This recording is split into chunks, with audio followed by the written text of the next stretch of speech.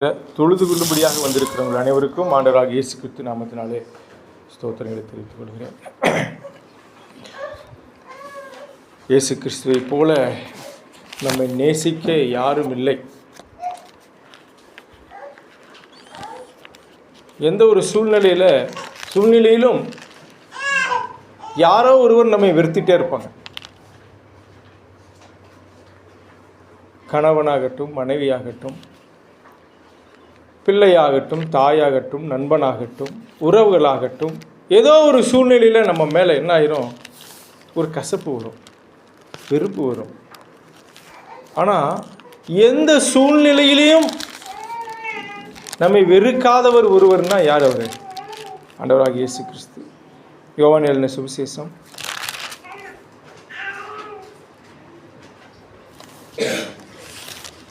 6ஆம் அதிகாரம் 37வது வசனம். யோவான் எழுதின சுவிசேஷம் 6ஆம் அதிகாரம் 37வது வசனம்.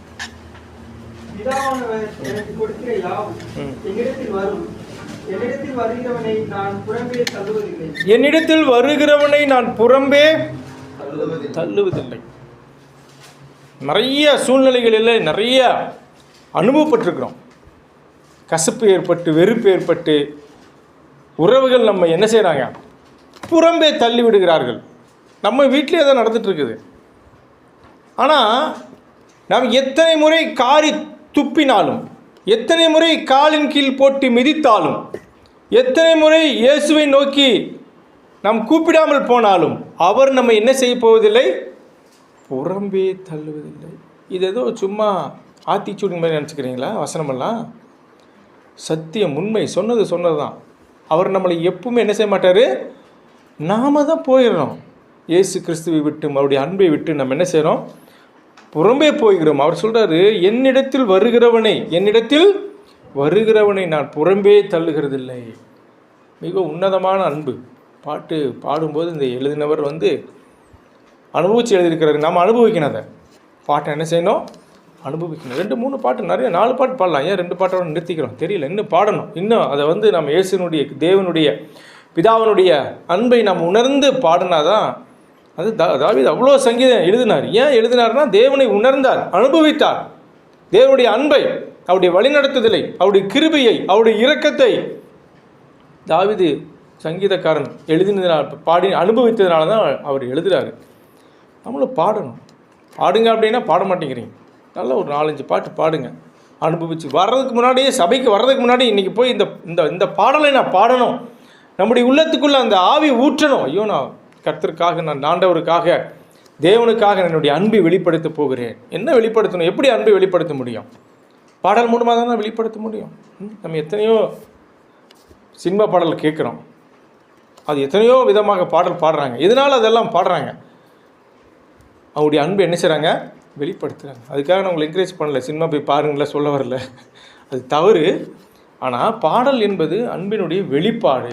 அது தாவீது சங்கீதத்திலே ஆரம்பித்து எழுதியிருக்கிறார். ஆரம்பத்திலிருந்து மிரியாம் அங்கே செங்கடலை பெரிந்து வந்ததுக்கப்புறம் அவர் பாட்டு பாடுறாங்க, நன்றி சொல்லி. அப்போது நாம் தேவனிடத்தில் கிட்டி சேரும் பொழுது நேரமாக வந்துட்டால் பாட்டு பாடுங்க. 9:30க்காக வெயிட் பண்ணாதீங்க. யாராவது மைக் எடுத்து நீங்கள் பாட்டு பாடிட்டே இருங்க. யாரும் ஒன்றும் சொல்ல மாட்டாங்க. நீங்கள் பாட தான் மற்றவங்க கூச்சம் இல்லாமல் அவங்களும் சேர்ந்து பாடுவாங்க. சரிங்களா? இப்போது இன்றைக்கான செய்தி என்ன அப்படின்னா, இவன் 6:37 சொல்கிறாரு, என்னிடத்தில் வருகிறவனை நான் புறம்பே தள்ளுகிறதில்லை. 7:37 கூப்பிடுறார். யாருமே அங்கே என்னை நோக்கி வரலையே அப்படின்னு ஒரு வருத்தத்தோடு இயேசு கிறிஸ்து என்ன செய்கிறார், 7:37 பண்டிகையின் மிக முக்கிய நாளிலே, பிரதான நாளிலே சத்தமிட்டு கூப்பிடுகிறார். பஸ்கா பண்டிகை. எருசலேமுக்கு போய் தேவாலயத்திலே நின்று கொண்டு எல்லாரும் பண்டிகையில் ரொம்ப முக்கியம் என்ன தெரியுமா, பண்டிகை எதுக்கு கொண்டாடுறாங்கன்னு மறந்துட்டு அதை சுற்றி இருக்கிற காரியங்களை வச்சு என்ன செய்வாங்க, அனுபவிச்சுட்டு இருப்பாங்க. அது மாதிரி இந்த தேவாலயத்திற்கு போகிறவர்கள் தேவாலயத்திற்குரிய பண்டிகைக்குரிய காரியங்களை விட அங்கே இருக்கிற சடங்கு சம்பிரதாயங்களை வச்சு மிகவும் வேலை செய்து கொண்டிருந்தார். 37 படிங்க. 7:37. பண்டிகையின் கடைசி நாளாகிய பிரதான நாளிலே இயேசு நின்று சத்தமிட்டு, ஒருவன் தாகமா இருந்தால் என்னிடத்தில் வந்து பானம் பண்ண கடவான். தொடர்ந்து வாசிங்க. வேத வாக்கியம் சொல்லுகிறபடி என்னிடத்தில் விசுவாசமாய் இருக்கிறவன் எவனோ அவன் உள்ளத்திலிருந்து ஜீவ தண்ணீர்கள் நதிகள் ஓடும் என்றார். எப்படி கூப்பிடுறாரு? பண்டிகையின் கடைசி நாளாகிய பிரதான நாளிலே இயேசு நின்று சத்தமிட்டு, ஒருவன் தாகமா இருந்தால் என்னிடத்தில் வந்து கூப்பிடுறார். தாகமா இருந்தால் நீங்க என்ன செய்யுங்க? என்னிடத்தில் வாருங்கள். இன்றைக்குடைய ஒரு தீமை அதான். ஒரு உள்ளான மனிதனிலே நான் பலப்பட வேண்டும் என்றால் என்ன வேணும்? எனக்கு தாகம் வேண்டும், இல்லையா? உடம்புல நமக்கு சரியில்லை. முதல்ல போனால் டாக்டர் என்ன தெரியுமா கேட்பார்? பசிக்குதா? பையன் ரொம்ப ஒல்லியாக இருக்கிறானே, ரத்தம் இல்லையே, ஸ்ட்ரென்த் இல்லையே. அப்போ அதுக்கு என்ன செய்யணும்? முதல்ல நல்லா சாப்பிடணும். நல்லா சாப்பிடணும்னா யார் தான் சாப்பிடுவா? பசி எடுக்கிறவர்கள், தாகம் எடுக்கிறவர்கள் தான் சாப்பிட முடியும், இல்லைங்களா? இல்லைங்க, பசிக்கிறதே இல்லைங்க. ஒரு நாளைக்கு பையன் ஒரு இட்லி சாப்பிட்றதே பெருசுங்க. மத்தியானம் சாப்பிட்றது இல்லைங்க, நைட்டு கொஞ்சம் கஷ்டப்பட்டு வற்புறுத்தி சாப்பிட்டா தாங்க சாப்பிட்றேன். அப்போது டாக்டர் சொல்லுவாங்க, பசிக்கிறதுக்கு முதல்ல என்ன செய்யணும்? ட்ரீட்மெண்ட் கொடுக்கணும். அப்போ அவன் பசி எடுக்கும் பொழுது, தாகம் எடுக்கும் பொழுது, எனக்கு இது வேணும், இது கொடுங்கன்னு சாப்பிடுவதற்கு வாய்ப்பு இருக்கிறது. அதே போல் உள்ளான மனிதனிலே நான் வல்லமையாய் பலப்பட வேண்டும் என்றால் என்னுடைய ஆத்மாவானது எப்படி இருக்கணும்? தாகமாக இருக்க வேண்டும், வாஞ்சியாக இருக்க வேண்டும். கை குழந்தை பால் குடிப்பா, பசி வந்துன்னா எப்படி இருக்கும்? அமைதியாக உட்காந்துருக்குமா? அப்படி பால் கொடுக்குற வரைக்கும் என்ன செய்யும்? கத்திட்டு இருக்கும். கத்துமா கத்தாதா? உங்கள் அம்மா எங்கே இருந்தாலும் அது வரைக்கும் அந்த சத்தம் போய் கத்துன உடனே அந்த தாய் தன் மகளுக்கு, அந்த குழந்தைக்கு பால் குடிக்கிற வரைக்கும் அதை என்ன செய்யாது? தாகத்தை அடக்கி கொள்ளாது. தன்னுடைய தாகத்தை வெளிப்படுத்தும். எனக்கு பசிக்குது, இந்நேரத்தில் எனக்கு தண்ணி கொடுங்க, இந்நேரத்தில் எனக்கு தாகமாக இருக்குது, பால் கொடுங்க, சாப்பாடு கொடுங்க, இல்லையா?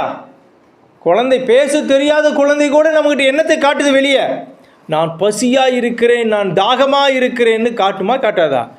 அந்த தாய், அந்த பாட்டி கண்டுபிடிச்சிருவாங்க. டேய், அது பசிக்கு அழுகுது, டேய் அது வயிற்று வலிக்கு அழுகுது, வேறு ஏதோ பிரச்சனை, போய் பாருங்க, அது சத்தமே தெரியும். நான் தாகமாக இருக்கிறேன், வாஞ்சியாக இருக்கிறேன், எனக்கு பசி உண்டாக இருக்குது. அப்போது இங்கே இயேசு கிறிஸ்து என்ன சொல்கிறாரு? யாரை கூப்பிட்றாரு? எல்லாத்தையும் கூப்பிடல, எல்லாத்தையும் கூப்பிட்றாரு. அதில் யாரை கூப்பிட்றாரு? இயேசு நின்று சத்தமிட்டு, ஒருவன் தாகமாக இருந்தால். யார் இயேசு கிறிஸ்துவிட்ட வரணும்? தாகமாக இருக்கிறவன் வர வேண்டும். இங்கே ஞாயிற்றுக்கிழமையில் நமக்கு என்ன இருந்தது? நம்ம வரணும், தாகத்தோடு வர வேண்டும். நமக்கு தாகம்னு சொல்லித்தர வேண்டிய அவசியம் இல்லை. நம்ம நடக்கிறோம், காடு காடாக போகிறோம், இல்லையா? யாராவது ஒரு டம்ளர் தண்ணி, ஒரு சொம்பு தண்ணி கொடுத்தா நல்லா இருக்குமே. 1000 ரூபா பணம் வச்சுருக்கிறத விட ஒரு சொம்பு தண்ணி கொடுத்தா தான் நமக்கு எப்படி இருக்கும்? அப்பாடா, உசிறு வந்த மாதிரி இருக்கு, இல்லையா? அப்போது தாகம் என்பது சரீரத்திற்கும் தேவையானது, ஆத்மாவுக்கு தேவையானது. அந்த தாகமாக இருக்கிற ஒருவனை இயேசு கிறிஸ்து சொல்கிறாரு, என்ன வேண்டுமா? என்ன செய்யணுமா? என்னிடத்தில் வாருங்கள், என்னிடத்தில் வாருங்கள்.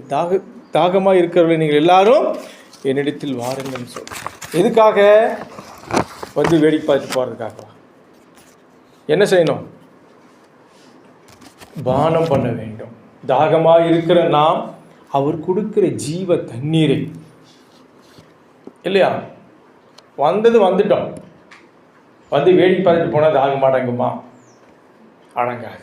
அந்த தண்ணீரை, என் ஆத்மாவானது ஜீவ தண்ணீரை குடிக்குமானால், பானம் பண்ணுமானால், என்னுடைய ஆத்மா ஜீவ தண்ணீரை கொடுக்க ஜீவ நதிகள் ஓடும். 39 வசனம் 38.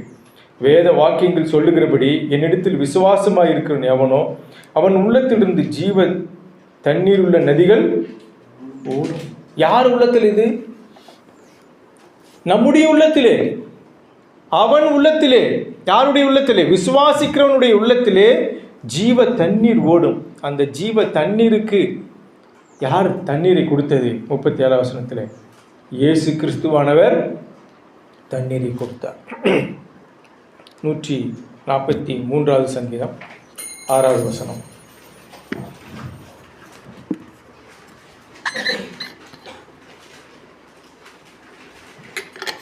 143:6. என் கைகளை ம் உமக்கு நேராக விரிக்கிறேன். ம் வறண்ட நிலத்தை போல் என் ஆத்துமா மேல் தாகமா இருக்கிறது. ஆஹா, மறுபடியும் படிங்க. என் கைகளை உமக்கு நேராக விரிக்கிறேன். ம் வறண்ட நிலத்தை போல் என் ஆத்துமா மேல் தாகமா இருக்கிறது. ஆத்துமா தாகம், ஆத்துமா தாகமாய் இருக்கிறது. 4 வசனம். என் ஆவி என்னில் தியங்குகிறது, என் இருதயம் எனக்குள் சோர்ந்து போகிறது. பூர்வ நாட்களை நினைக்கிறேன், உமது செய்களெல்லாம் தியானிக்கிறேன், உமது கரத்தின் கிரிகளை யோசிக்கிறேன். என் கைகளை உமக்கு நேராக விரிக்கிறேன், வறண்ட நிலத்தைப் போல என் ஆத்மா உம்மேல் தாகமாக இருக்கிறது. நம்முடைய உள்ளான மனிதன் யார் மேலே தாகமாக இருக்கணும்? கர்த்தர் மேலே, பிதாவாகிய தேவனுடைய மேலே, அவருடைய வசனத்தின் மேலே, பரிசுத்த ஆவியானுடைய வல்லமையின் மேலே நமக்கு என்ன இருக்கணும்? தாகம் இருந்தால் மட்டும்தான் உயிர் பிழைக்க முடியும். உள்ளான மனிதன் தாகம் இல்லாமல் போனால் நாளுக்கு நாள் அவன் என்ன செய்வான்? வீக் ஆயிடுவான், செத்து போயிடுவான். தாகம் இருக்கணும். சங்கீதம் 20 மன்னிக்கணும், வெளிப்படுத்தல் 21:6. வெளிப்படுத்தல் 21:6.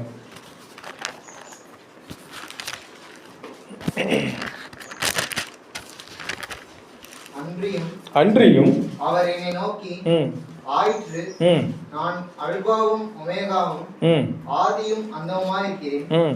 தாகமாய் இருக்கிறவனுக்கு நான் ஜீவ தண்ணீர் ஊற்றில் இலவசமாய் கொடுப்பேன். தாகமாய் இருக்கிறவனுக்கு நான் ஜீவ தண்ணீர் ஊற்றில் இலவசமாய் கொடுக்கிறேன். என்னுடைய உள்ளத்திலே ஜீவ தண்ணீர் ஊற வேண்டும். என்னுடைய ஆத்மாவிலே ஜீவ தண்ணீர் ஊற வேண்டும். அந்த ஜீவ தண்ணீர் ஊறினாதான் எனக்கு நித்திய ஜீவனே கிடைக்கும். இல்லாட்டி நித்திய ஜீவன் இல்லை. சரி, இதுக்கு சில உதாரணங்கள் படித்தா நமக்கு புரிஞ்சிடும். இல்லாட்டி நமக்கு கொஞ்சம் கஷ்டமாக. மறுபடியும் யோவான் 7:37 வந்துடுங்க. யோவான் 7:38. அந்த சம்பவத்தை நான் மறுபடியும் நினைத்து பார்க்க வேண்டும். காட்சி கண்ணில் கொண்டு வரணும். பண்டிகை நாளாகிய பிரதான நாளிலே, பண்டிகை நாளாகிய பிரதான நாளிலே முக்கியமான பண்டிகை நடந்துட்டு இருக்குது. அநேகர் இயேசு கிறிஸ்து வருவார் என்று எதிர்பார்த்து கொண்டிருக்கிறார்கள். அநேகர் இயேசுவை குற்றம் சுமற்ற வேண்டும் என்று காத்து கொண்டிருக்கிறார்கள். அந்த நேரத்தில் இவர் என்ன செய்கிறார்? இயேசு நின்று, ஒருத்தர் வந்து நின்னாவே என்ன செய்யணும்? கவனிக்கணும். அதானே? எதுக்காக நிற்பாங்க? எல்லாரும் அவர் மேல அட்டென்ஷன் கொடுக்கணும். என்னை கவனிங்க அப்படிங்கிறதுக்காக ஒருத்தர் நிற்பார். ஏன் இங்கே நின்று பிரசங்கம் பண்ணுறோம்? முன்னாடி நிற்கிறவர் நாம் என்ன செய்யணும்? கவனிக்கணும். அப்போது நின்று அப்படின்னாவே அந்த இடத்துல நமக்கு என்ன முக்கியம்? நிற்கிறவரை நம்ம என்ன செய்யணும்?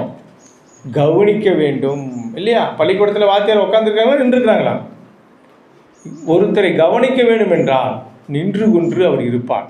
அவரை என்ன செய்ய வேண்டும்? கவனிக்க வேண்டும். அவர் சொல்லுகிறதை கேட்க வேண்டும். அப்புறம் அவர் சொல்லுகிறதை கேட்கிறது மாத்திரமில்லாமல் அதை ஏற்றுக்கொள்ள வேண்டும். நின்று என்ன செய்றாரு? சத்தமிட்டு, ரொம்ப அமைதியாலாம் கூப்பிடல, அமைதியாலாம் கூப்பிடல. எப்போ சத்தமிடுவோம்?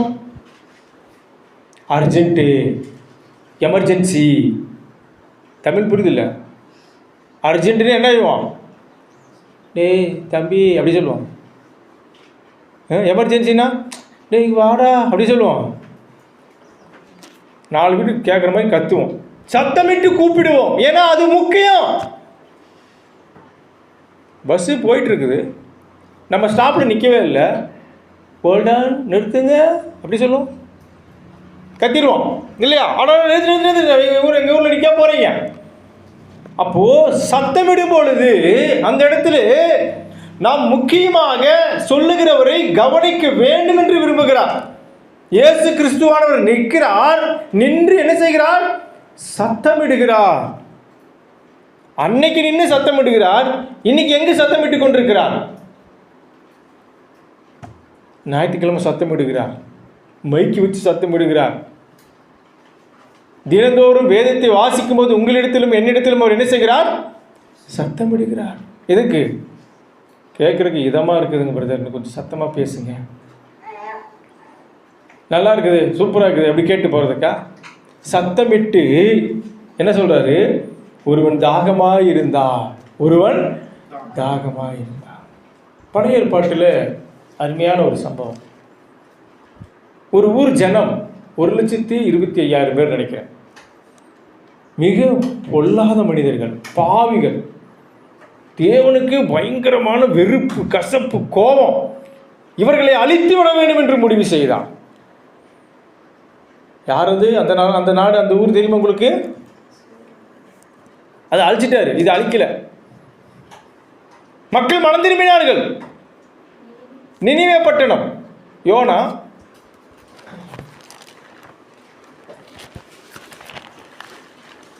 இயேசு கிறிஸ்து அன்று நின்று சத்தமிட்டு தாகமாயிருந்தால் ஒருவனிடத்தில் வந்து பானம் பண்ண கடவுள்னு சொன்னார் இல்லையா? இவர் போய் சத்தமிடுறாரு. யோனா மீகா எடுத்தீங்களா? பக்கம் சொல்லுங்க, அப்பதான் வந்து எடுப்பாங்க. 1074 3ஆம் அதிகாரம் வாசிங்க. 1 வாசிங்க. 2ஆம் தரம் கர்த்தருடைய வார்த்தை யோனாவுக்கு உண்டாகி, அவர், நீ எழுந்து மகா நகரமாகிய நினிவேக்கு போய் நான் உனக்கு கற்பிக்கும் வார்த்தையை அதற்கு விரோதமாய் பிரசங்கி என்றார். முதல் முறை, அதாவது 2ஆம் தரம் கர்த்தருடைய வார்த்தைன்னா 1ஆம் அதிகாரம் 2ஆம் அதிகாரம் நமக்கு தெரியும். யோனா நினிவேக்கு போகிறதுக்கு பதிலாக தர்ஷீஸுக்கு போயிட்டார். மீன் வயிற்றுக்குள்ளே போனார், காரி துப்பிடுச்சு. அப்புறம் மறுபடியும் எந்திரிக்கிறாரு. மறுபடியும் தேவன் கூப்பிட்டு, நீ மறுபடியும் எங்கே தான் போகணும்? நினிவேக்கு தான் போகணும் அப்படிங்கிறார். அதெல்லாம் முடிஞ்சதெல்லாம் விட்டுறலாம். இனி இந்த 3ஆம் அதிகாரத்தில் ரொம்ப முக்கியமான சம்பவம் நடக்குது. நான் உனக்கு கற்பிக்கும் வார்த்தைகளை அதுக்கு விரோதமாக பிரசங்கி. இப்போது எலெக்ஷனில் ஒருத்தர் ஜெயிச்சார். இப்படி பிறகு விரோதமாக பேசி பேசி பேசி தான் என்ன பண்ணார்? இல்லை அமைதியாக பேசினாரா? விரோதம்னாவே நமக்கு என்ன வந்துடும்? கோபம் வரும். எப்படா வாய்ப்பு கிடைக்கிது இவனை தாக்கலாம், ஏன்னா எனக்கு அவன் யாரு? விரோதி. அப்போ இந்த யோனாவுக்கு பிடிக்காத ஊர் மக்கள் யாருன்னா நினிவே மக்கள். அதனால தான் முதல் டைமே போக மாட்டேன்ட்டாரு. 2ஆம் டைம் தேவன் சொல்றாரு, நீ போய் விரோதமாக நினைக்கிற அந்த மக்களுக்கு நீ விரோதமாகவே பிரசங்கம் பண்ணு. யோனா எழுந்து கர்த்தருடைய வார்த்தையின்படியே நினிவேவுக்கு போனால், நினிவே 3 நாள் பிரயாணமான விஸ்தாரமான மகா பெரிய நகரமாக இருந்தது. பெரிய ஊர். 3 நாள் நடந்து பார்க்குறாரு. ஊரெல்லாம் நடந்து யோனா நகரத்தில் பிரவேசித்து 1 நாள் பிரயாணம் பண்ணி இன்னும் 40 நாள் உண்டு, அப்பொழுது நினிவே கவிழ்க்கப்பட்டு போகும் என்று கூறினான். இது எவ்வளோ பெரிய முக்கியமான செய்தி. அமைதியாக சொல்லியிருப்பாரா? 40 நாள்ல இந்த ஊர் அழிஞ்சிடும் அப்படியே சொல்லியிருப்பாரு. அவரே ஏற்கனவே கோபத்தில் இருக்கிறாரு. இந்த ஜனங்கள் மிக பொல்லாதவர்களாக இருக்கிறாங்க, இவங்களாம் திருந்துவாங்களா மாட்டாங்களா, இவங்களாம் அழிஞ்சு போகட்டுங்கிற ஒரு எண்ணத்தில் தான் இருந்தவர். எவ்வளோ சத்தமிட்டு சொல்லியிருப்பார் இல்லையா? ஊருக்கு போய் 3 நாள் 4 நாள் பிரயாணப்பட்டு எல்லாருடைய காதுகள் கேட்க அவர் என்ன செய்கிறாரு? 40 நாள் அழிந்து போகும். இதில் நமக்கு ஒரு எச்சரிக்கை இருக்குது. இன்றைக்கி நமக்கு யாராவது சொன்னால் எப்படி இருக்கும்? 40 நாள் இந்த உலகம் அழியுது அப்படின்னு நம்ம என்ன செய்யலாம்? 39 நாள் வரைக்கும் நம்ம ஜாலியாக இருந்துடலாங்க பிரதர். 40 நாள் இயேசுவோட பாதத்தில் சரண்டர் ஆரம்பிச்சிடலாம். பாவத்தை அறிக்கிட்டு மன்னிப்பு பெற்று பரலோகம் பெறலாமா? முடியவே முடியாது. எப்போ வருவார்னு தெரியாது, எப்போ நாம சாவோம்னு தெரியாது, எப்போ உலகம் அழியும்னு தெரியாது. இந்த 3மே நமக்கு நிச்சயமற்ற நிலைமையில் இருக்கிறோம். நாம் கர்த்தருக்கு பயந்து கொண்டு இருக்கிறோமா? கர்த்தருக்கு பயப்படுகிற பயம் எனக்கு இருக்குதா? நான் அவர் விரும்புகிற பரிசுத்தமான வாழ்க்கையை நான் வாழ்ந்து கொண்டு இருக்கிறேனா?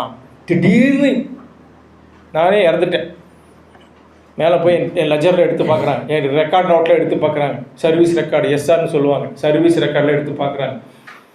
நான் செய்த தீமைகளும் எழுதப்பட்டிருக்கும், நான் செய்த நன்மைகளும் எழுதப்பட்டிருக்கும். அதில் அதிகமான தீமை இருந்துச்சுன்னா அவ்வளோதான். நன்மை செஞ்சுக்கிட்டே வந்துகிட்டே இருந்து திடீர்னு ஒரு நாள் தீமை செஞ்சுட்டேன், அப்போ என்ன ஆகும்? அப்போ மைனஸ் தான். பால் பொங்கிட்டு நல்ல பால் ஒரு துளி விஷம் விழுந்துச்சுன்னா என்ன ஆகும்? எடுத்து வச்சுருமா? பாலவே கொட்டிடும்ல. இசைக்கில் தான் சொல்கிறாரு, நீதிமானாக வாழ்ந்து ஒரு பாவம் செஞ்சு அவன் பாவியாயிடுவான்.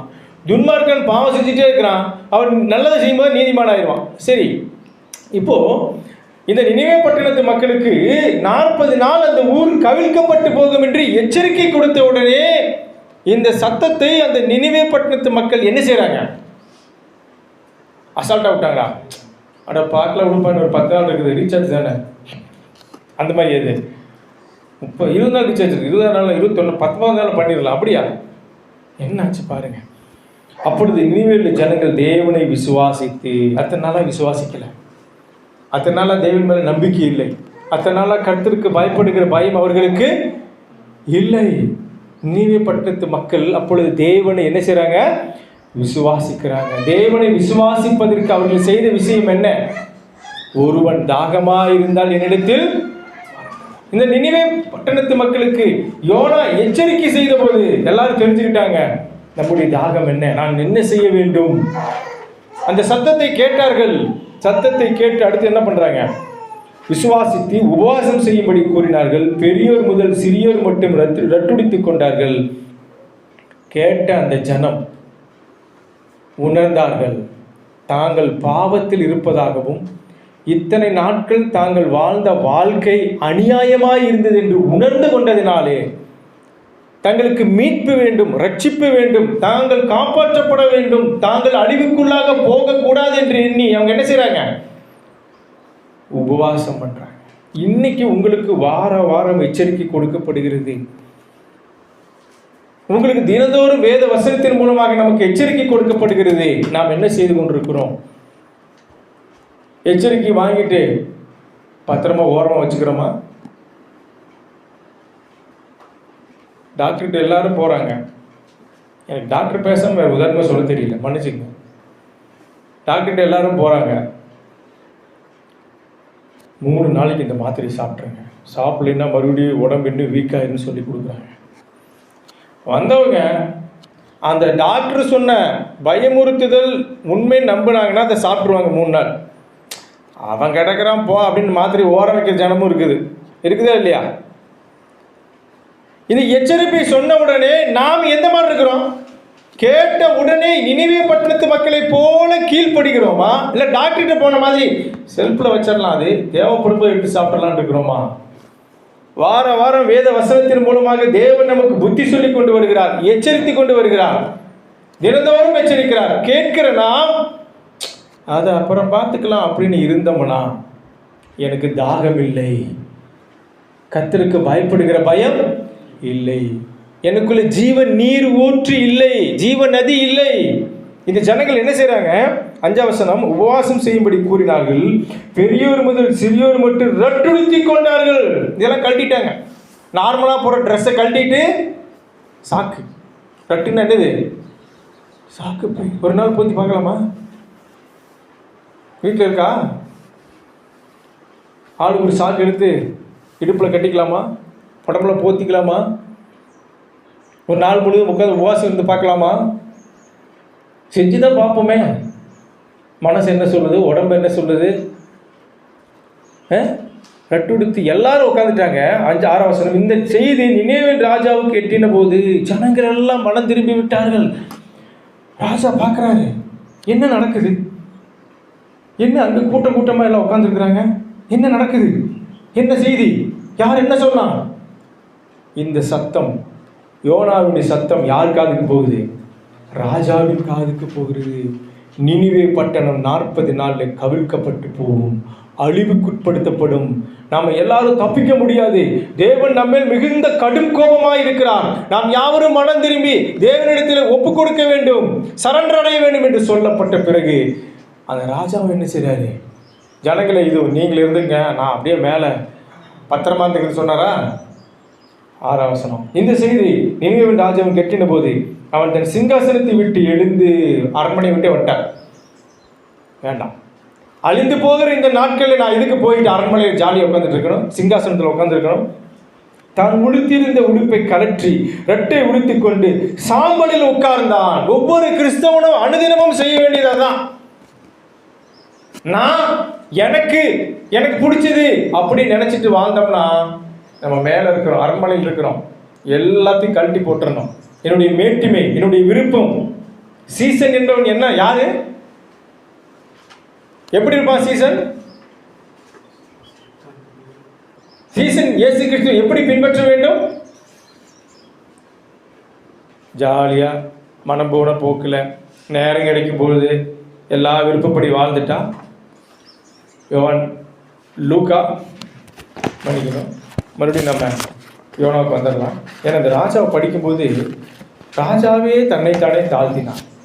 ராஜாவே தன்னுடைய விருப்பத்தை எல்லாம் விட்டு விட்டார். இயேசு கிறிஸ்துவுக்கு சீசனாக இருக்கிற நாம அவர் நமக்கு என்ன சொல்றாரு? 14ஆம் அதிகாரம் லூக்கா 14:26. யாதொருவன் என்னிடத்தில் வந்து தன் தகப்பனையும் தாயையும் மனைவியையும் பிள்ளைகளையும் சகோதரரையும் சகோதரிகளையும் தன் ஜீவனையும் வெறுக்காவிட்டால் எனக்கு சீசனா இருக்க மாட்டான். என்ன செய்யணும்? முதல்ல வெறுக்கணும். என்னை நான் வெறுக்க வேண்டும். இந்த ராஜா தன்னை வெறுத்தார். ராஜா என்கிற அந்த பதவி எனக்கு வேண்டாம். நான் உடுத்திருந்த உடை எனக்கு வேண்டாம். நான் சாப்பிட்டு கொடுத்த சாப்பாடு எனக்கு வேண்டாம். எங்க போய் உட்கார்ந்தாரு? சாம்பலில் போய் உட்கார்ந்தா. கிறிஸ்தவர்களாக நமக்கு மிக மிக முக்கியமான குணாதிசயமே தாழ்மை. நீ என்ன சொல்றது? ஏன்டா தம்பி சர்ச்சுக்கு போல? சர்ச்சுக்கு போல, நீ போட, நீ ஒன்றும் சொல்ல வேண்டாம். ஒருத்தர் விசாரிச்சா எதுக்கு விசாரிக்கிறாங்க? நம்மளுக்கு கிண்டல் பண்ணுற கேள்வி பண்ணுறதுக்கல்ல. சபைக்கு ஏன் போகலை, ஏன் சபைக்கு வரலைன்னா உங்களுடைய ஆத்மா காப்பாற்றப்பட வேண்டும் என்று தான் கூப்பிடுறாங்க. அப்போ மனத்தன்மையா, நான் தப்பு பண்ணிட்டேன், நான் வந்துடுறேன் இந்த வாரம், இல்லை நான் வந்துட்டு இருக்கிறேன். என்னுடைய வீட்டில் என்னுடைய சபையிலே நான் மனத்தாழ்மையாக இருக்கணும். மனத்தாழ்மைக்கும் கர்த்தருக்கு பயப்படுதலுக்கும் பலன் என்ன தெரியுமா? ஐஸ்வர்யம், ஆசீர்வாதத்தை தேவன் கொடுக்க வல்லவராக இருக்கிறார். நீதிமொழிகள் அந்த ஒரு வசனம் வாசிக்கலாம். இந்த ராஜாவே மனத்தாழ்மையை இறங்கியிருக்கிறாரு. அவருடைய ஜெபம், அவருடைய உபவாசம் கேட்கப்பட்டது. நாம் கர்த்தருக்கு முன்பாக மனத்தாழ்மையாக இருக்கும்போது அவர் என்ன செய்கிறார் பாருங்க, என்ன ஆசீர்வாதத்தை கொடுக்குறார் பாருங்க. 22 நீதிமொழிகள் 22:4. தாழ்மைக்கும் கர்த்தருக்கு பயப்படுதலுக்கும் வரும் பலன் ஐஸ்வர்யமும் மகிமையும் ஜீவனமும். ஆஹா, உங்க வீட்டில் உங்களுக்கு ஐஸ்வர்யம் வேணுமா? பணம் வேணுமா? ஆசீர்வாதம் வேணுமா? மகிமை வேணுமா? என்ன செய்யலாம்? கர்த்தருக்கு பயப்படுறதை விட்டு போட்டு வேற எல்லாமே பண்ணி பார்க்கலாம். என்ன கொடுக்காது? ஐஸ்வர்யத்தை கொடுக்கவே கொடுக்காது. ஐஸ்வர்யம் பெற்றுக்கொள்ள என்ன வழி? தாழ்மைக்கும் கர்த்தருக்கு பயப்படுதலுக்கு வரும் பலன் ஐஸ்வர்யமும் மகிமை. சரி, போகுது ராஜா கதைக்கு வருவோம். நினிவே பட்டணத்துக்கு போயிடுவோம். நினிவே ராஜா தன்னை தாழ்த்தினார், ரட்டுடித்துக் கொண்டார், சாம்பலில் உட்கார்ந்தார், தன்னுடைய உணவை எடுத்துக்கொள்ளவில்லை.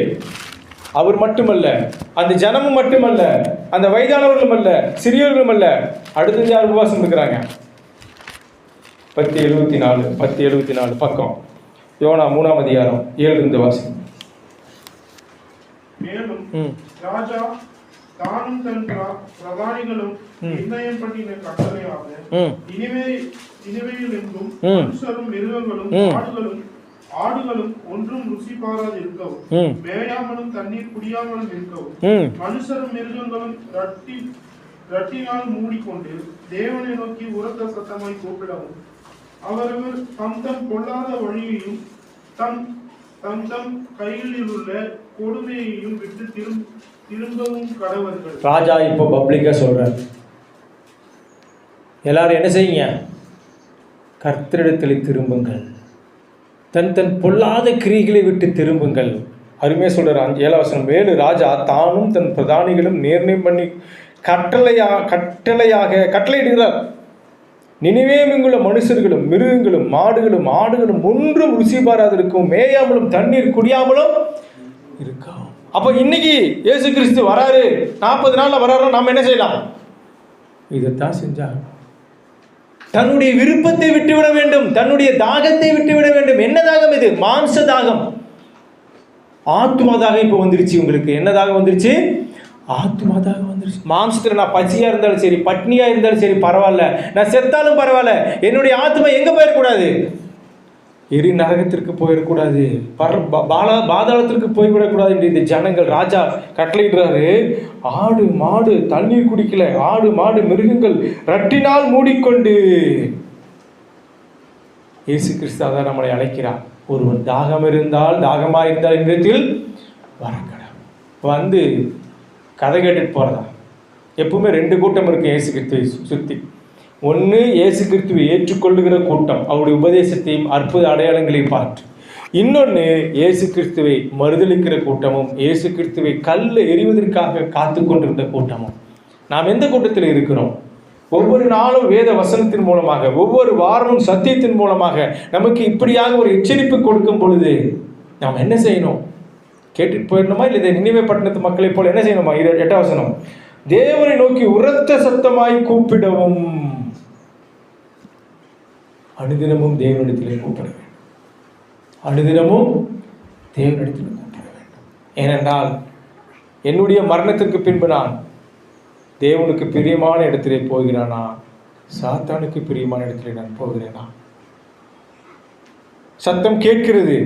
இயேசு கிறிஸ்து அழைக்கிறார். ஒருவன் தாகமாக இருந்தால் என்னிடத்தில் வா. என்னுடைய ஆத்மா உள்ளான மனிதன் பலப்பட வேண்டும், எனக்கு தாகம் உண்டாக வேண்டும். இந்த நினைவே பட்டணத்து மக்கள் உணர்ந்து கொண்டார்கள், தன்னுடைய தவறை புரிந்து கொண்டார்கள். உடனே என்ன செய்றாங்க? அவரவர் தம் தம் பொல்லாத வழியும் தம் தம் கைகளின் கொடுமையை விட்டு திரும்ப கடவார்கள். கொலைகாரன், திருடன், ஏமாத்துறவன், விபச்சாரக்காரன், பொய் சொல்றவன், எப்பேற்பட்ட பாவமா இருந்தாலும் எல்லாரும் இப்ப என்ன செய்யணும்னு சொல்றாரு ராஜா? எல்லாத்தையும் விட்டு தேவனிடத்தில் திரும்புங்கள். நாம தான் செய்யணும். நாம் ஒன்றும் பாவம் செய்யாத பரிசுத்தரா, ஏதோ ஒரு பாவம் செஞ்சுட்டே இருக்கிறோம். அதை அறிக்கையிட வேண்டும், மனம் திரும்ப வேண்டும், ஒப்பு கொடுக்க வேண்டும், பரிசுத்தமாய் வாழ வேண்டும். அதுதானே நம்ம கூப்பிடுறாரு. ஜீவ தண்ணீர் எப்போ ஓடும்? எல்லா பாவமும் மனசுக்குள்ள இருந்து ஜீவ தண்ணீர் ஓடுமா? ஓட. சரி, அப்போ 9ஆம் வசனம், யாருக்கு தெரியும் நாம் அழிந்து போகாதபடி ஒருவேளை தேவன் மனஸ்தாபப்பட்டு தம்முடைய உக்கிரத்தை கோபத்தை விட்டு திரும்பினாலும் திரும்புவார் என்று சொன்னார்கள். அவர்கள் தங்கள் பொல்லாத வழியை விட்டு திரும்பினார் என்று தேவன் அவருடைய கிரியைகளை பார்த்து தாம் அவர்களுக்கு செய்வேன் என்று சொல்லியிருந்த தீங்கை குறித்து மனஸ்தாபப்பட்டு அதை செய்யாதிருந்தார். இயேசு கிறிஸ்து கூப்பிட்ட அந்த கூவல், நினிவே மக்கள் யோனா கூப்பிட்ட அந்த கூவல், நினிவே மக்கள் மனம் திரும்பினார்கள், வந்து நின்றார்கள், கேட்டார்கள், ஏற்றுக்கொண்டார்கள், மனம் திரும்பினார்கள், ரட்சிக்கப்பட்டார்கள். 4ஆம் அதிகாரம் 11ஆம் வசனம் வாசிங்க. எத்தனை பேர்? வலது கைக்கும் இடது கைக்கும் வித்தியாசம் அறியாத 1,24,000 பேருக்கு அதிகமான மனுஷரும் அநேக மிருக ஜீவன்களும் இருக்கிற மகாநகரமாகிய நினிவேக்காக நான் பரிதபியாமல் இருப்பேனோ என்றான். இதே பரிதபிப்பில் தான் இயேசு கிறிஸ்து சத்தமிட்டு கூப்பிடுறாரு, எல்லாரும் என்னிடத்திற்கு வாருங்கள், நான் உங்களுக்கு என்ன தருகிறேன்? ஜீவ தண்ணீரை தருகிறேன். அப்போது நம்முடைய காதில் எல்லாமே விழுகுது, எல்லாமே கேட்குறோம். ஆனால் அதுபடி நம்ம என்ன செய்யறதில்லை, செயல்படுவதில்லை. அப்போஸ்தலர் 2ஆம் அதிகாரத்தில் இதே மாதிரி பேதுரு நின்று சத்தம் போடுறார். அப்போஸ்தலர் 2ஆம் அதிகாரத்தில் முதலாக கிறிஸ்துவின் சபை ஆரம்பிக்கிறார். எத்தனை பேர் ஞானஸ்நானம் எடுத்தாங்க? 3000 பேர் ரட்சிக்கப்பட்டார்கள். எப்படி ரட்சிக்கப்பட்டார்கள்? ரகசியமாக போய் வீடு வீடாக சொன்னாங்களா? அப்போஸ்தலர் 2. அங்கே இயேசு கிறிஸ்து சொன்னது போல தான் பேதுரு சொல்றாரு, எல்லாரும் வாங்க இங்க.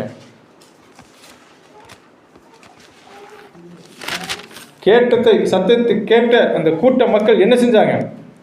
35, 36, 37. நீரின் வலது பாரிசத்தில் உட்காரும் என்று கர்த்தரின் ஆண்டவருடனே சொன்னார் என்று அவனே சொல்லியிருக்கிறார். ஆகையால் நீங்கள் சிலுவையில் அறிந்த இந்த இயேசுவையே தேவன் ஆண்டவரும் கிறிஸ்துவும் ஆக்கினார் என்று இஸ்ரவேல் குடும்பத்தார் யாவரும் நிச்சயமாய் அறிய கடவர்கள் என்றார். இதை அவர்கள் கேட்டபொழுது இருதயத்தில் குத்தப்பட்டவர்களாகி பேதுருவையும் மற்ற அப்போஸ்தலரையும் பார்த்து, சகோதரரே நாங்கள் என்ன செய்ய வேண்டும் என்றார்கள். சகோதரரே நாங்கள் என்ன செய்ய வேண்டும்? ஒவ்வொரு வாரமும் நமக்கு வசனம் போதிக்கப்படுகிறது. ஒவ்வொரு வசனத்தை நான் பார்க்கும்போது என்னுடைய இருதயம் குத்தப்பட வேண்டும். நான் என்ன செய்யணும்? இத்தனை நாளாக நான் பொய் பேசிட்டு இருந்தேனே, இந்த பொய்யை விடணும்.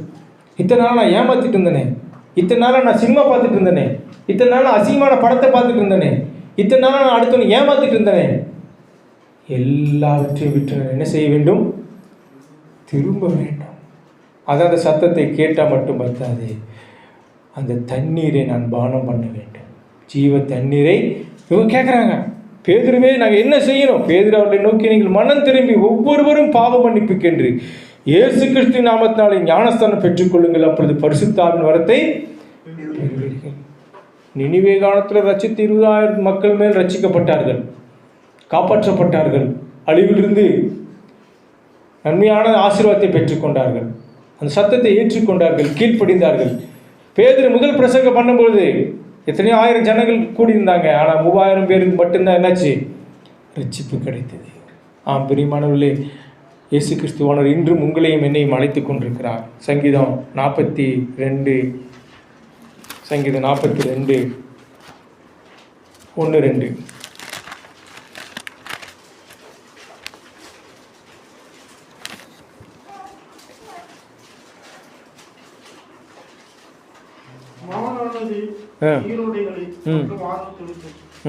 மானானது நீரோடைகளை வாஞ்சித்து கதறுவது போல தேவனே என் ஆத்துமாவை வாஞ்சித்து கதறுகிறது. என் ஆத்துமா தேவன் மேல், ஜீவனுள்ள தேவன் மேலேயே தாகமா இருக்கிறது. நான் எப்பொழுதும் தேவனுடைய சன்னதியில் வந்து நிற்பேன். நான் எப்போ தேவ சன்னதியில் வந்து நிற்பேன்.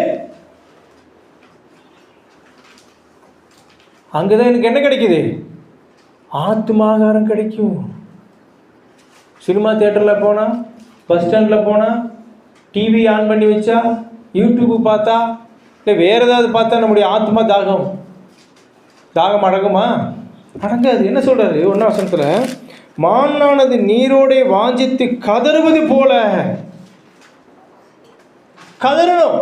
என்னுடைய ஆத்மா கதறணும். எனக்கு தாகமாக இருக்குது, எனக்கு வேண்டிய தண்ணீர் கிடைக்கவில்லை, ஜீவ தண்ணீர் இல்லை.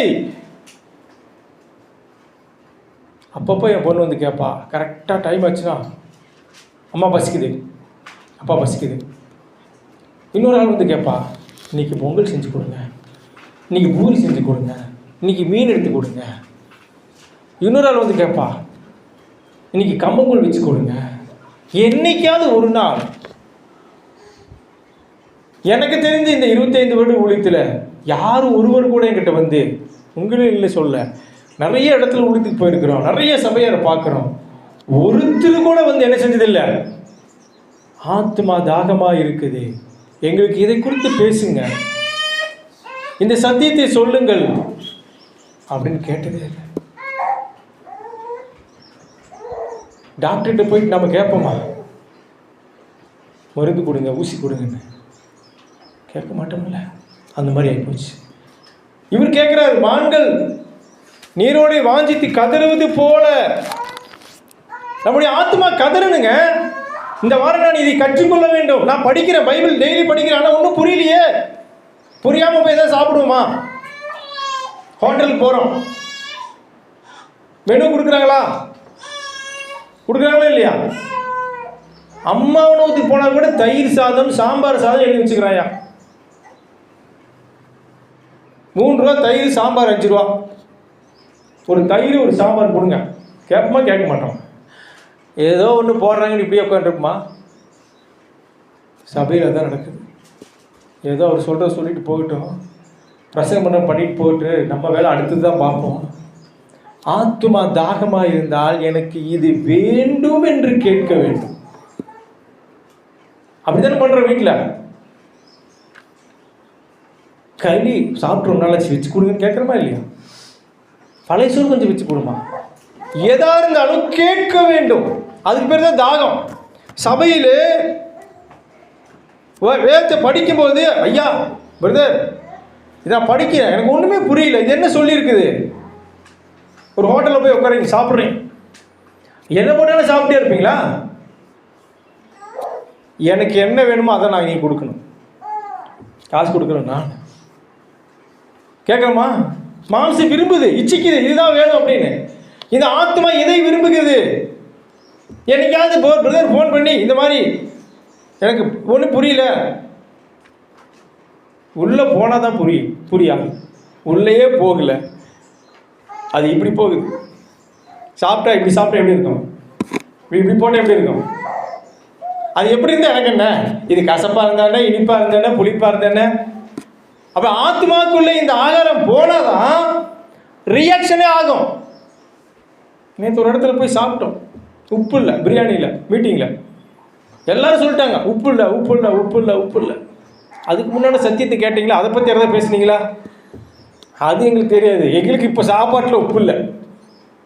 இப்போ சத்தியத்தை கேட்கும் பொழுது அதுக்கு பதில் சொல்றோம், பதில் கேட்கணும். ஏன் இப்படி இருக்குது, என்ன விளக்கம் இது கொடுக்கப்பட்டிருக்குது? அதுக்கு பேர் என்னது? ஆத்மா தாகம்.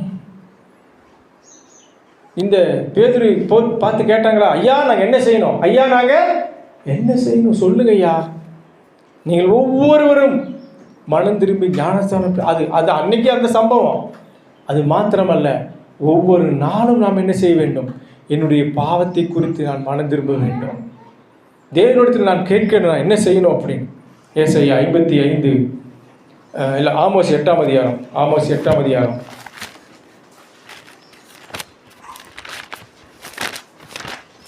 பக்கம் 1069. ஆமோஸ் 8ஆம் அதிகாரம் 11, 12, 13.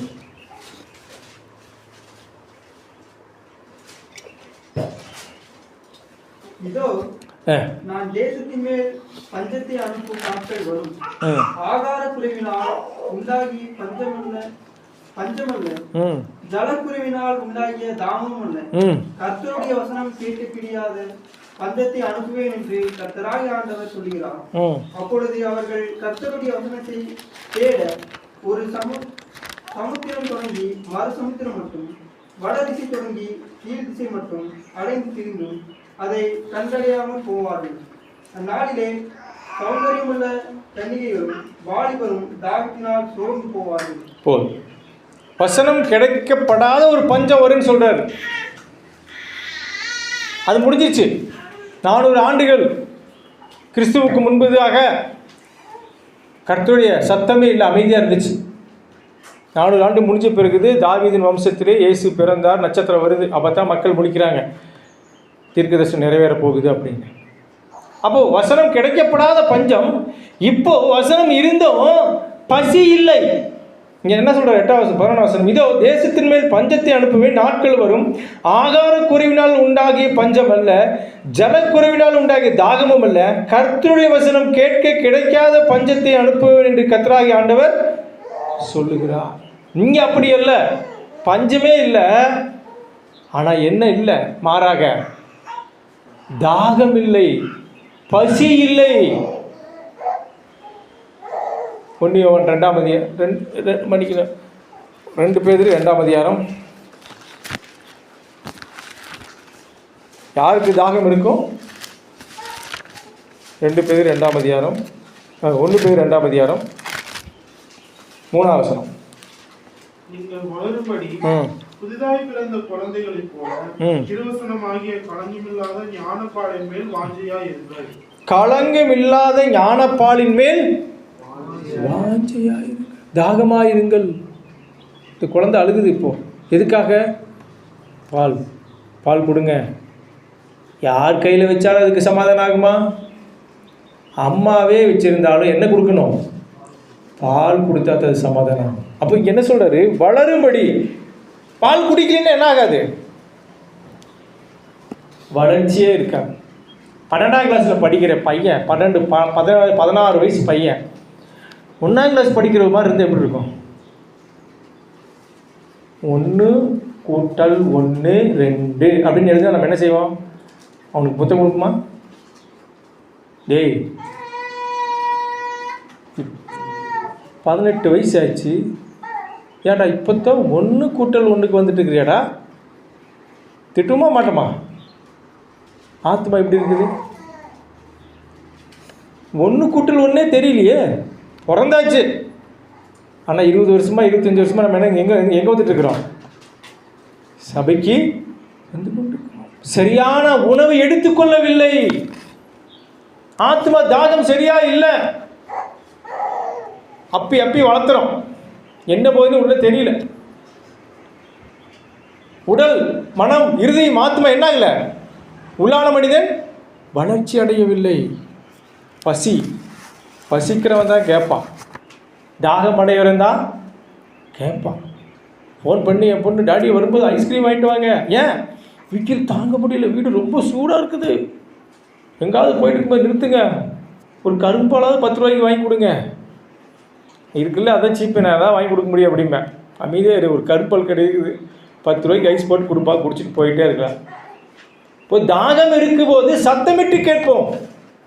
இந்த ஜனங்கள் 3000 பேர் ரட்சிக்கப்படுவதற்கு கேட்டாங்களா இல்லையா? நாம் எங்கே கேட்குறோம்? யார்கிட்ட கேட்குறோம்? ஒரு திருக்கோடை எனக்கு ஞாபகம் நினைவே இல்லைப்பா. உங்களை மட்டும் நான் சொல்லலை, ஊழியத்துக்கு போகிற எல்லா இடத்துலையும் சொல்ல ஒரே விஷயம் எப்படின்னா, என்ன அனுபவிச்ச விஷயம் என்னென்னா, ஊழியர்கிட்ட வந்து ஐயா இதை குறித்து பேசுங்க, மீட்டிங் வைக்கணுன்னா நாங்கள் தான் உட்காந்து முடிவு பண்ணுவோம், இவங்களுக்கு இதை பற்றி பேசலாம், இதை பற்றி சொல்லலாம். ஏன்னா ஏற்கனவே இதெல்லாம் பேசியாச்சு, இது தெரியாது அப்படிங்கிற ஒரு எண்ணத்தில் தான் டைட்டில் வைக்கிறோம். சபையாரெல்லாம் சேர்ந்து ஐயா இதை பற்றி பேசணுங்க ஐயா, இது வேணும் எங்களுக்கு, இது சமைச்சு கொடுங்க. இது எப்படி தெரியுமா இருக்குது? வீட்டில் அரிசி பருப்பு எல்லாம் இருக்கும், தனித்தனியாக அரிசி கொஞ்சம் சாப்பிட்டுக்கிறோம், பருப்பு கொஞ்சம் சாப்பிட்டுக்கிறோம், தேங்காய் தனியாக சாப்பிட்டுக்கிறோம், கடுகு தனியாக சாப்பிட்டுக்கிறோம். நல்லா இருக்குமா? நல்லா இருக்குமா இருக்காதா? வேஸ்ட்டு அது. நீங்கள் தனித்தனியாக பைபிள் படிக்கிறது அப்படி தான் இருக்குது. கொஞ்சம் நேரம் அரிசி சாப்பிடுவீங்க, கொஞ்ச நேரம் பருப்பு சாப்பிடுவீங்க. ஆனால் அது என்ன செய்யணும்? சமைச்சு சரியான பக்குவத்தில் கொடுக்கணும் இல்லையா? அது எங்கே நடக்குது? இந்த சபையில் நடக்குது. அப்போஸ்தலர் 17ஆம் அதிகாரத்துக்கு வாங்க. பவுல் பிரயாணத்தில் போயிட்டுருக்கிறாரு. அங்கே ஒரு பட்டணத்துக்கு போகிறாரு. மார்ஸ் மேடை, அத்தேனை பட்டணத்துக்கு போகிறார். 17ஆம் அதிகாரம், அத்தேனை பட்டணத்துக்கு.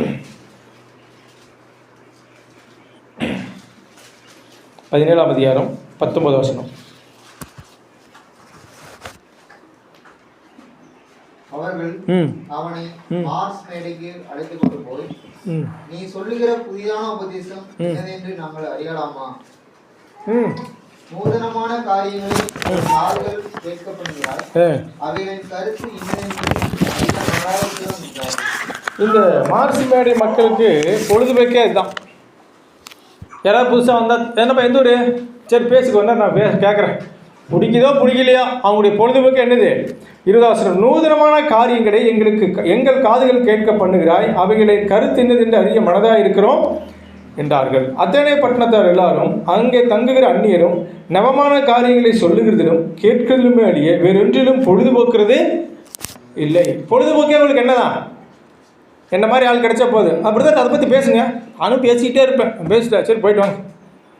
ஆனால் உங்களுக்கு டைம் பாஸ், எங்களுக்கு கொஞ்சம் டைம் ஜாலியாக போச்சு, நல்லா பேசுனீங்க. அடுத்த வாரம் வந்து அடுத்த மாதம் வந்து கேட்டால் என்ன பேசினாரு, ஏது பேசினாரு? இந்த ஜனங்கள் அதான் பண்ணாங்க. ஆனால் இவர் பிரசங்கம் பண்ணுறாரு.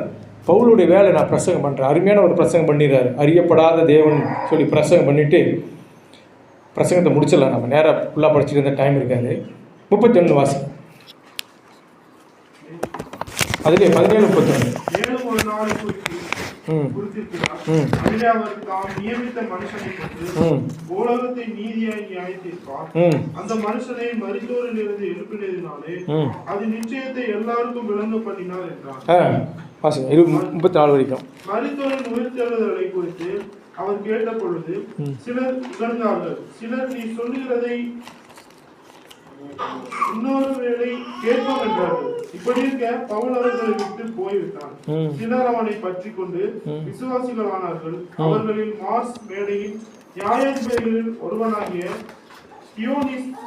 தியோனிசியு என்பவனும் தாமாரி என்னும் பேருள்ள ஒரு ஸ்திரீயும் இவர்களுடைய வேறு சிலரும் இருந்தார்கள். என்ன நடந்துச்சு? கேட்டவர்கள் 2 கூட்டமாக பிரிஞ்சாங்க.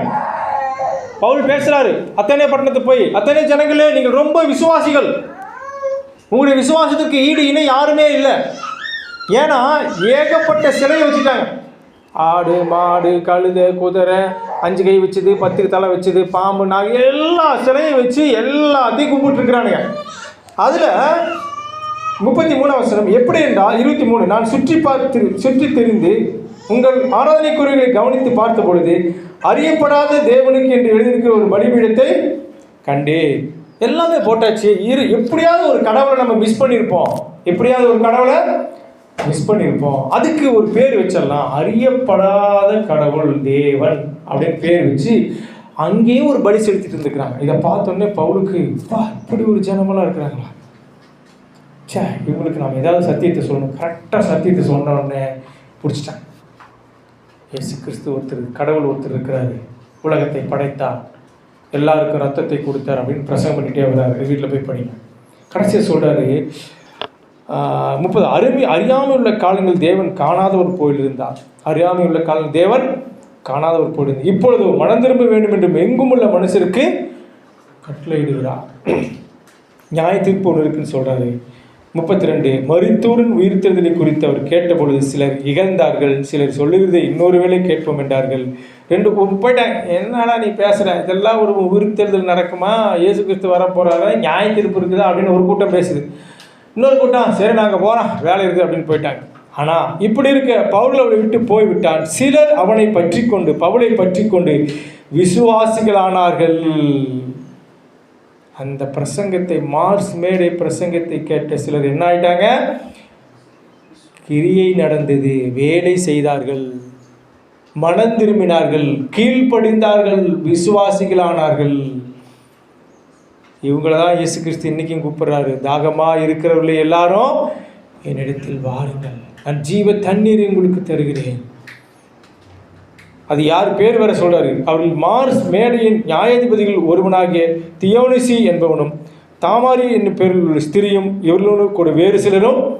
இவங்களாம் ரொம்ப முக்கியம். பட்டணத்தில் ஜட்ஜெல்லாம் போட்டிருக்கலாம். இவங்களாம் முக்கியமானலாம் இப்போ பவுலோட பிரசங்கத்தை கேட்டு, சத்தியத்தை கேட்டு, ஜீவ தண்ணீரை தேடி வந்திருக்கிறார்கள். யோவான் சுவிசேஷம் 4ஆம் அதிகாரம். சமாரியா ஸ்திரீ கிட்ட இயேசு கிட்ட பேசிட்டு இருக்கிறாரு. என்ன கொடுக்குறாராம்மா, இந்த பெண்ணு தண்ணி இயேசு கொடுக்க மாட்டேன்னு சொல்கிறாங்க. இல்லை பரவாயில்ல கொடுங்கன்னு சொல்கிறாங்க. 4:14 வாசிங்க. நான் கொடுக்கும் தண்ணீரை குடிக்கிறவனுக்கோ ஒரு காலம் தாகம் உண்டாகாது. நான் அவனுக்கு கொடுக்கும் தண்ணீர் அவனுக்குள்ளே நித்திய ஜீவகாலமாய் ஊறுகிற நீரூற்றாக இருக்கும் என்றார். நான் கொடுக்கும் தண்ணீர். யார் தண்ணீர் குடிப்பாங்க? 17:37 யோவான்ல. தாகமாய் இருக்கிறவன். முதல் விஷயம் என்ன செய்யணும்? அவர் நிற்கும் பொழுது கவனிக்க வேண்டும். அப்போ தானே வண்டியில் வியாபாரம் பண்ணிட்டே போகிறாங்க, சத்தம் போட்டு நம்ம என்ன செய்வோம்? வண்டி பேர போயிடுவோமா? என்ன சொல்கிறான்னு கேட்போம். தக்காளியா, வெங்காயமா, கத்திரிக்காயா, இல்லை பல இரும்புக்காரனா கவனிச்சாதான் அது தேவையா இல்லையானே முடிவு பண்ணுவோம் இல்லையா? அப்போது சத்தியத்தை சொல்லும் பொழுது முதல்ல நம்ம என்ன செய்யணும்? கவனிக்க வேண்டும்.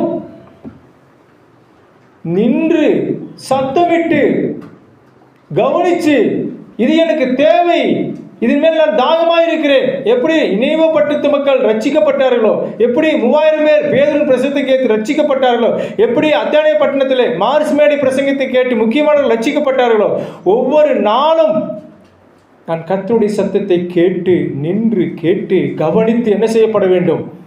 நான் என்னுடைய பாவத்திலிருந்து, என்னுடைய அசுத்தத்திலிருந்து, என்னுடைய பழக்கவழக்கத்திலிருந்து நான் ரட்சிக்கப்பட வேண்டும், மீட்கப்பட வேண்டும். அதுக்கு தான் நம்மளை கூப்பிட்டு கொண்டிருக்கிறார். ஒருவன் தாகமாயிருந்தால் என்னிடத்தில் வரக்கடவன்.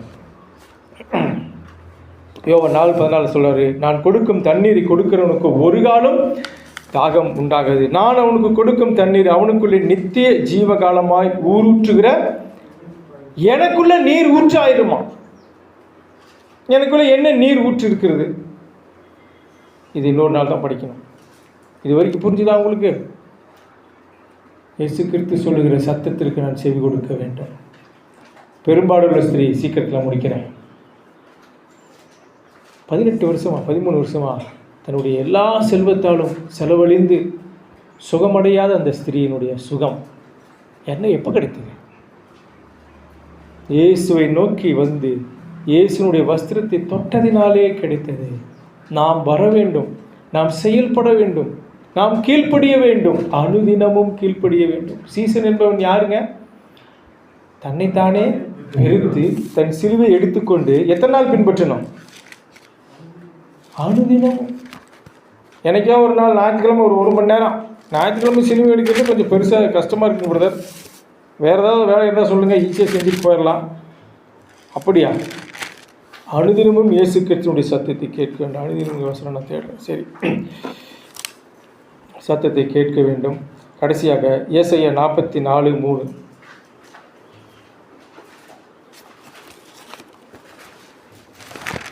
தாகம் உள்ளவன் மேல் தண்ணீரையும் வறண்ட நிலத்தின் மேல் ஆறுகளையும் ஊற்றுவேன்.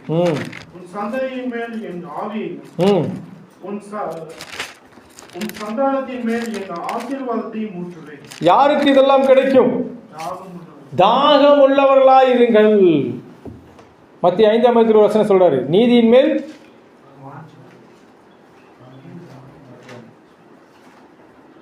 பசி தாகம் உள்ளவர்கள் யாரு? மத்திய 5 அதிகாரம்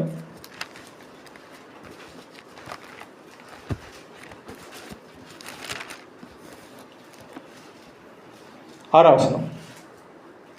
நீதியின் மேல் பசி தாகம் உள்ளவர்கள் பாக்கியவான்கள், அவர்கள் திருப்தி அடைவார்கள். எதின் மேல் நமக்கு பசி தாகம் இருக்கணும்? நீதி எங்கே இருக்குது? சத்திய வசனத்திலே இருக்குது, சபையிலே இருக்குது.